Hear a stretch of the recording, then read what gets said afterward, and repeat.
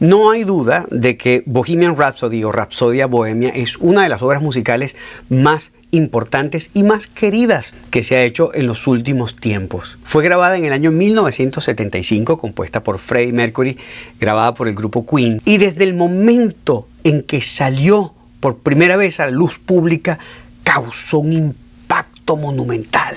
So, ladies and gentlemen, for the first time anywhere in this universe of ours, we present at this moment of time the new Queen single.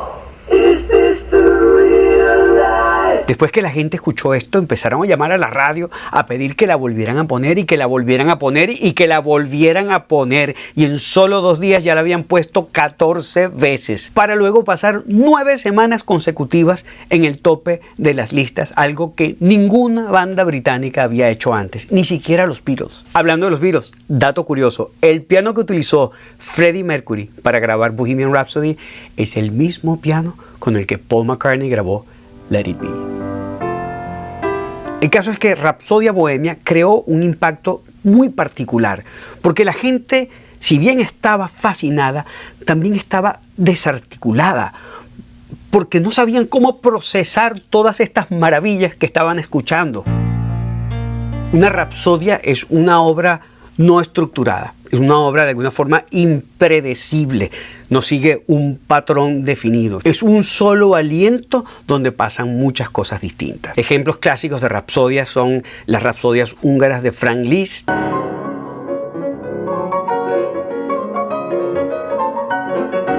y una de mis favoritas, Rhapsody in Blue de George Gershwin.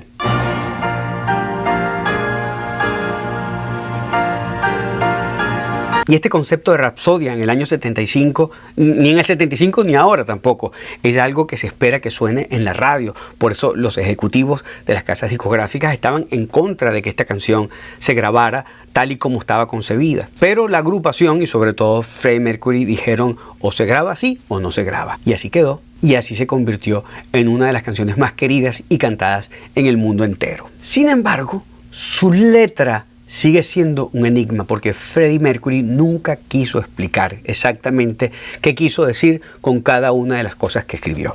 De hecho, manifestó explícitamente que su deseo era que los oyentes decidieran cuál era el significado de la canción. Y por esta razón han aparecido muchas teorías, desde las más rebuscadas hasta las más simplistas. Y después de estudiar varias de estas propuestas, decidí que era hora de hacer mi propia interpretación, y eso es lo que quiero compartir con ustedes el día de hoy. Yo soy César Muñoz y hoy vamos a tratar de conseguir el verdadero significado que hay detrás de la letra de Bohemian Rhapsody en La Cata Musical.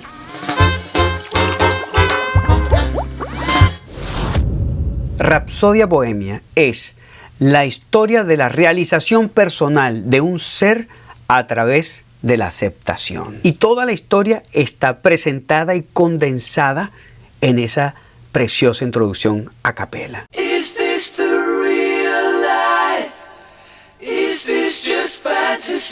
¿Es esto la vida real o es esto una fantasía? En la filosofía hindú se habla de el maya. El maya es considerado un manto ilusorio que hace que el ser humano no pueda ver la realidad y que esté atrapado en el mundo de la propia percepción. Es decir, que uno vive dentro de su propia fantasía. Y el despertar sería ese momento en que la persona empieza a cuestionar lo que está viendo. ¿Es esto fantasía?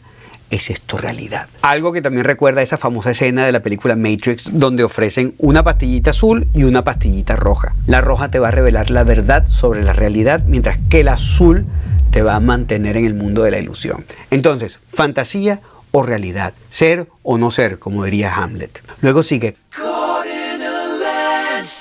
atrapado en una avalancha y ya no puede escapar de la realidad. Esa avalancha puede significar el estremecimiento que está sintiendo y esa necesidad tan grande de comenzar una búsqueda para reconciliarse con su esencia, con lo que él es de verdad. Mirar al cielo tradicionalmente significa buscar ayuda, buscar respuestas, buscar una orientación divina.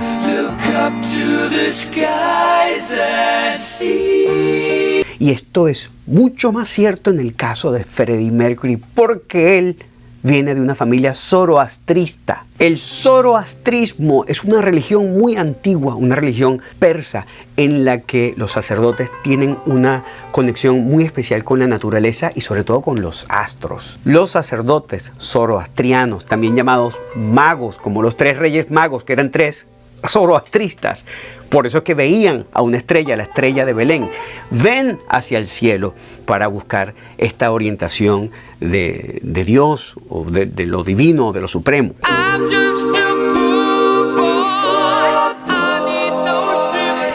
Yo solo soy un pobre niño y no necesito la simpatía de nadie. Que ya es el reconocimiento de la propia nimiedad y el desprendimiento de la necesidad de la aprobación ajena. Porque hay una paradoja muy grande cuando uno considera que al renunciar o al despojarse de las exigencias y de una cantidad de necesidades innecesarias, uno se hace más pequeño y al mismo tiempo se va haciendo más grande. Entonces es reconocerse como just a poor boy, como un pobre, como un simple niño, y ya te deja de importar el que dirán, la aprobación de los demás, y hay un estado de liviandad que te empieza a elevar.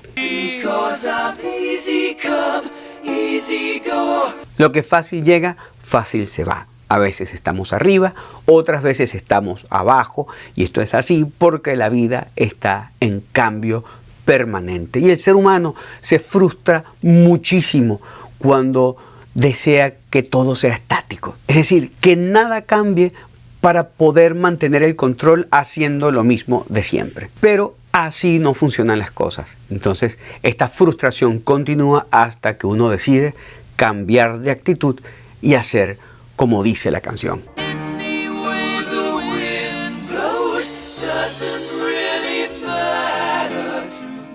Ya no importa hacia dónde sople el viento, porque ya no estoy rígido. Ahora soy como el bambú. El bambú que tiene esa capacidad de soportar el viento más fuerte porque se dobla y cuando pasa el viento vuelve a su lugar. Entonces, cuando se abandona la rigidez, uno entra en un estado de aceptación y de flexibilidad que te lleva a la felicidad. Como les dije, en esta introducción está la esencia de toda la historia, pero el cuento comienza cuando entra el piano.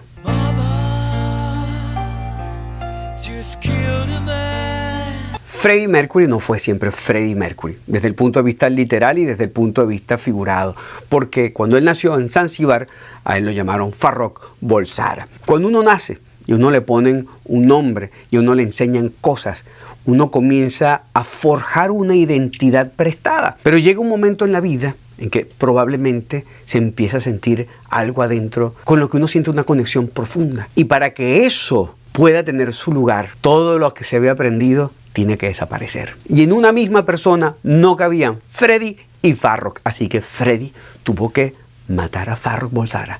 Y a la primera persona que se lo confiesa es a su madre.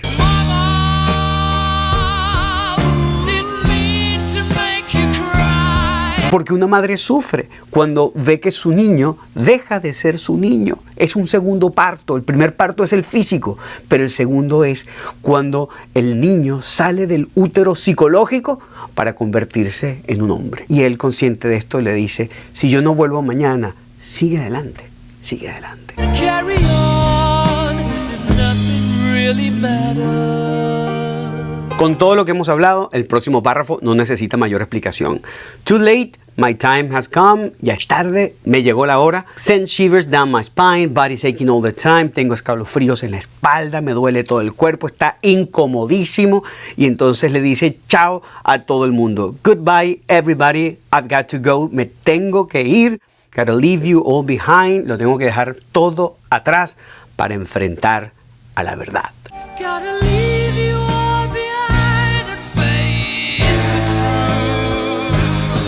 Pasa que cuando uno va a hacer algo que requiere de mucho coraje, justo en el momento de la decisión, entra la duda. Como quien va a saltar por primera vez en paracaídas. Y entonces cuando ya está a punto de hacer el salto, es como entra un pequeño arrepentimiento. ¿Qué hice? ¿Por qué me metí en esto? ¿Y qué es lo que la persona grita? ¡Mamá! ¡Mamá! No me quiero morir. Y a veces deseo no haber nacido nunca. Porque claro, no nacer es no haber enfrentado ningún problema. De hecho, el ser humano inconscientemente anhela el estado fetal, porque ese es un lugar muy seguro en el que uno apenas comenzó a existir y estás flotando calientito y en medio del líquido amniótico. No necesitas nada, no te preocupas por nada, te dan la comida, te dan casa, te dan seguridad, te dan amor y por supuesto es un estado profundamente deseado. Y por eso cuando el bebé nace, grita. Pero el caso es que este viaje de Farrokh para convertirse en Freddie Mercury ya no tiene vuelta atrás. Y ahora le toca cruzar el umbral. Después de avanzar un buen rato, es un camino que está hermosamente dibujado por el solo de guitarra de Brian May, que realmente es una melodía concebida por el mismo Freddie Mercury. Hace un alto en el camino, mira hacia atrás y ve la silueta, una pequeña silueta de un hombre. Que es el mismo. Es su antiguo yo. Y le dice, Scaramouche, ponte a bailar el fandango. Scaramouche, Scaramouche, will you do the fandango? El Scaramouche es un payaso, un bufón, un personaje de la comedia italiana. Un tipo que es cobarde, pero se vale de su astucia para salirse siempre con la suya. Y el fandango es un baile folclórico español. Entonces, es poner a bailar al payaso. Pero en lo que quiere poner a bailar a su antiguo yo, aparecen rayos y truenos aterradores. Y empieza a invocar a personajes sabios para que lo inspiren, para que le den fuerza. Galileo, Fígaro. Galileo fue un científico muy importante y además también muy valiente. Primero porque con su telescopio nos ayudó a mirar mejor hacia el cielo, a ver mejor a los astros. Como lo que decíamos al principio de los zoroastristas, cuando la persona ve hacia el cielo buscando respuestas, pues nadie podía ver mejor el cielo en su época que el propio Galileo con ese telescopio tan avanzado que logró hacer. Y con el que además determinó que no eran los astros los que le daban la vuelta a la Tierra, que giraban alrededor de la Tierra, sino que todos girábamos alrededor del Sol. Y esto confrontaba no solamente la ciencia, sino a la Iglesia en la época de la Inquisición, por lo que le hicieron jurar que todo eso que él decía era mentira, que la Tierra estaba estática y que todo giraba a su alrededor. Y entonces él fue, hizo el juramento y después de haber dicho todo, terminó con esa frase histórica, pero de que se mueve, se mueve. Entonces, alguien que tenía la fuerza y la visión para luchar por la verdad. Y Fígaro es un personaje icónico del teatro francés, un personaje ingenioso, astuto, con una gran capacidad para resolver los problemas. Y de esta obra de teatro, o en esta obra de teatro, fue que se basó Wolfgang Amadeus Mozart para hacer Las bodas de Fígaro, y después en otra ópera Rossini escribe El barbero de Sevilla, y este barbero de Sevilla también es el mismo Fígaro. Aquí se arma la pelea y empiezan los argumentos. Pero ¿para qué me quieren? ¿Por qué me quieren retener si yo soy solamente un pobre niño de una familia pobre? Ojo, este pobre niño es distinto al que mencionamos al principio, porque este es el niño pobre de familia pobre y el otro es el que no necesita simpatía, el que ya tiene el desapego. En este momento el argumento es: yo no valgo nada, ¿por qué se quieren quedar conmigo? Y hay unos que lo apoyan y dicen: sí, él es un niño pobre, de una familia pobre, déjenlo ir. Y los otros dicen: en el nombre de Dios, porque eso es lo que significa Bismillah. Bismillah en árabe quiere decir: en el nombre de Dios, nosotros no te vamos a dejar ir. Que sí, que no, que sí, que no. Hasta que Freddy dice: mamá mía, mamá, por favor, déjame ir. Oh, mamá mía, mamá mía. Mamá mía, let me go. Porque claro, la mamá es la última que quiere que su niño se le vaya. Y en medio de estas visiones ve al demonio y dice que le ha apartado un diablo especialmente para él. Pero esta lucha es interna. Y desde allí adentro, en medio de la pugna, sale el coraje. Y se envalentona el Freddy y dice: ah, ¿tú crees que tú me puedes lanzar piedras y escupirme en los ojos? ¿Tú crees que tú me puedes amar y después dejarme morir? Pues no, y me voy. cruza el umbral y llega a este estado final en el que ya nada importa. Y es algo que todo el mundo puede ver. Ya nada le importa a él, ni siquiera importa a dónde sople el viento.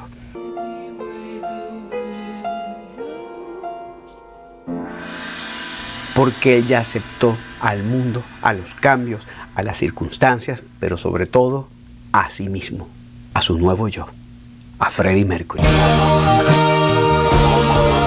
Como dijimos al principio, esto es una interpretación, siguiendo la voluntad del mismo Freddie Mercury, quien dijo que prefería que fuera el público quien decidiera cuál era el significado de la letra. Sea como sea, de lo que no hay duda es de que esta es una obra de arte suprema. Y me gustaría saber qué piensan de esta interpretación o si tienen otra versión que nos quieran compartir. Yo soy César Muñoz y esto fue La Cata Musical.